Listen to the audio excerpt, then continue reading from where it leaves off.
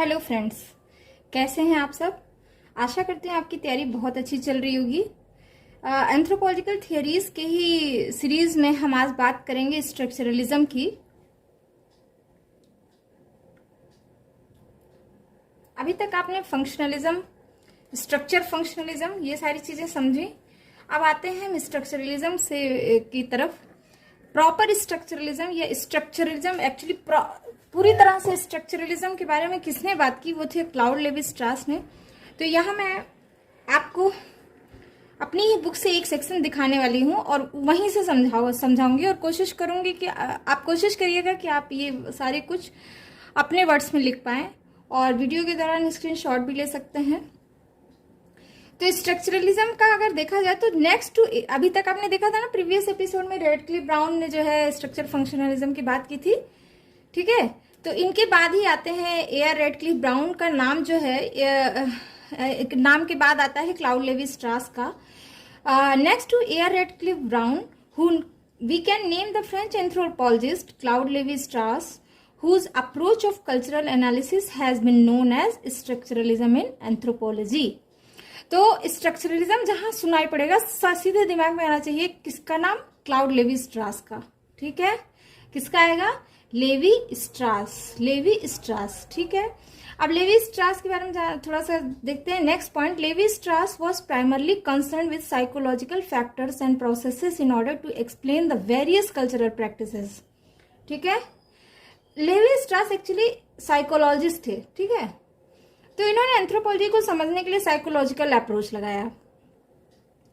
ये शुरुआत में इनका कंसर्न ये था कि क्या फैक्टर्स हैं, क्या वो साइकोलॉजिकल फैक्टर्स और प्रोसेसेस हैं जो ये सारे कल्चरल प्रैक्टिसेस को अंजाम देते हैं। समझ में आई बात।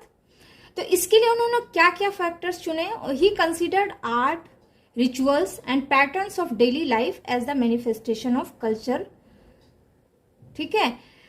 उस शुरुआत में उन्होंने ये सारी चीजें चुनी कि कल्चर में कौन सा आर्ट है, उस कल्चर में कौन से रिचुअल परफॉर्म हो रहे हैं, उस कल्चर का डेली लाइफ पैटर्न क्या है, ठीक है।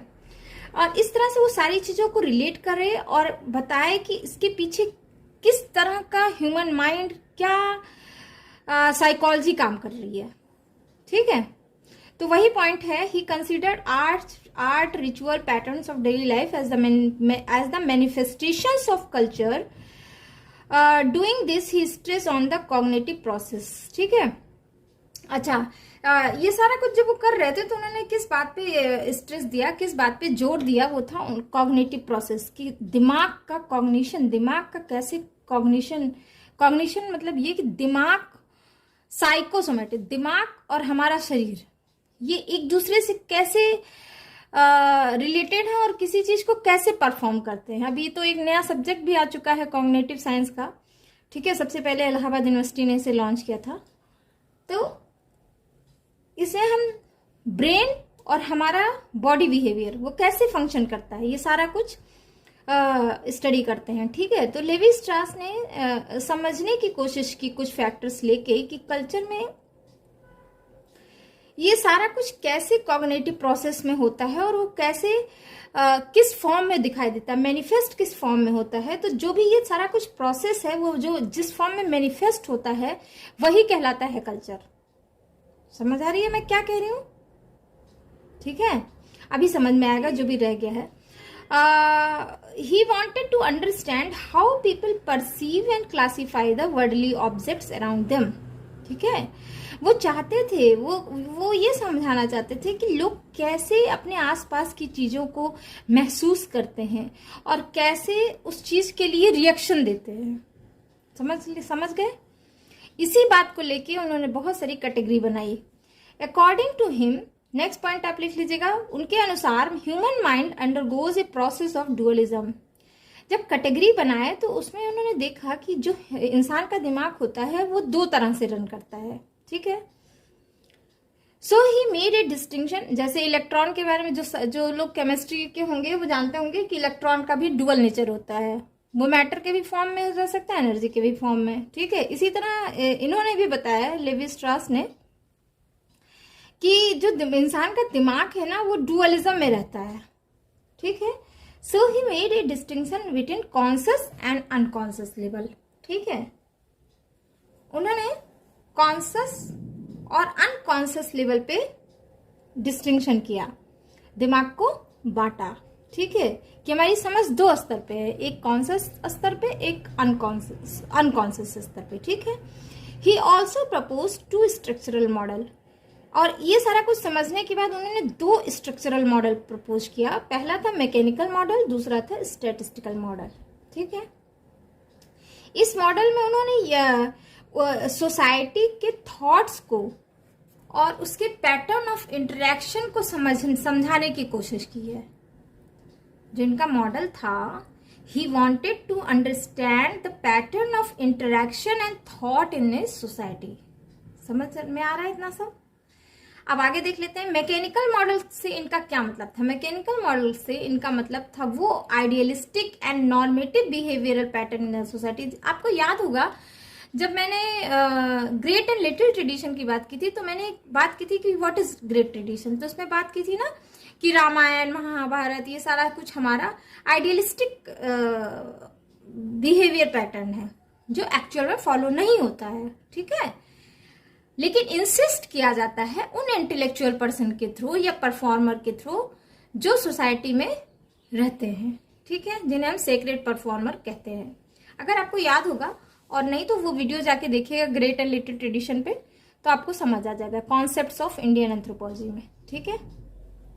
तो वही बात यहाँ पे लेवी स्ट्रॉस ने समझाने की कोशिश की है कि by mechanical model he refer to the idealistic and normative behaviour pattern in society which facilitate in integration and cohesion of the member. और ये क्या करता था, आपको पता होगा कि जब वहां पे बात कर रहे थे तो क्या कह रहे थे कि भाई ये सारी चीजें सोसाइटी को इंटीग्रेट करती हैं। कहीं पे राम कथा हो रहा है, सारे लोग जाएंगे मतभेद भुला के, ठीक है, यही बात है। तो bye mechanical model he referred the idealistic and normative behavioural pattern in a society which facilitate in integration and cohesion of the members, ठीक है। उसके विपरीत जो स्टैटिस्टिकल मॉडल है वो क्या है, in contrast to the statistical model indicate the real behaviours. भाई देखिए 1000 बार सारे जगह पे समझाया गया है झूठ मत बोलो, झूठ मत बोलो, झूठ मत, लेकिन हम सोसाइटी में सुबह से शाम तक कितना झूठ बोलते हैं, झूठ सुनते हैं, झूठ देखते हैं, झूठ करते हैं ना। तो that is the real behaviour. तो स्टैटिस्टिकल मॉडल जो इनका था वो इंडिकेट कर रहा है रियल बिहेवियर को, ठीक है, which exist among the member of society. These offer scope for alternative and contradictions leading toward pluralism. और यही जो डेविएशन है फ्रॉम द आइडियलिज्म, वही जो है क्या आगे चल के बना देता है कल्चरल प्लूरलिज्म, कल्चरल बहु, क्या आप कहेंगे, मतलब कई फॉर्म में कल्चर एग्जिस्ट कर रहा है, ठीक है। दस इस प्रकार Levi Strauss introduce a concept scale of measuring the daily life phenomena. और इस तरह से लेवी स्ट्रॉस ने एक कॉन्सेप्ट को इंट्रोड्यूस किया जिससे आप डेली लाइफ फिनोमिना को मेजर कर सकते हैं। यहां तक बात समझ आ गई? ये तो हो गए Claude Levi Strauss. Next point है, there were also other structuralists in France as well as in Britain who became influenced by Claude Levi Strauss, ठीक है। उसमें से कौन था इंपॉर्टेंट पर्सन, वो थे Edmund Leach. Edmund Leach was one of them, ठीक है। He accepted the concept of ideal behavior and actual behavior of Levi-Strauss at the time of dealing with social phenomena. उन्होंने बहुत ज़्यादा सपोर्ट किया और accept किया क्लाउड लेवी स्ट्रॉस के structural और मैकेनिकल कॉन्सेप्ट को, ठीक है। But he was in favour of comparative generalisation which he derived partly from the work of Radcliffe Brown and partly from the work of Levi-Strauss. लेकिन actually वो favour करते थे comparative generalisation, मतलब compare करो और एक जनरल स्टेटमेंट जो सभी पर अप्लाई हो, ठीक है, जिसे उन्होंने कुछ रेडक्लिफ ब्राउन से अडॉप्ट किया था, कुछ लेवी स्ट्रॉस से। इसके अलावा एडमंड लीच के अलावा अदर ब्रिटिश स्ट्रक्चरलिस्ट थे रॉडने नीधम और Mary Douglas, who did not follow Levi Strauss का principle in heart and soul but applied structural analysis in studying particular societies and particular social institutions, ठीक है। Next point है, Levi Strauss approach acquired greatest significance इन linguistic among all social sciences.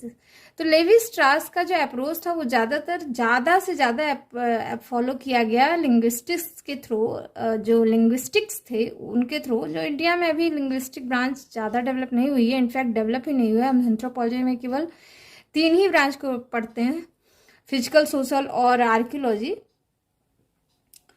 तो इनका जो ज़्यादा significant contribution है वो आता है किसमें, लिंग्विस्टिक्स में।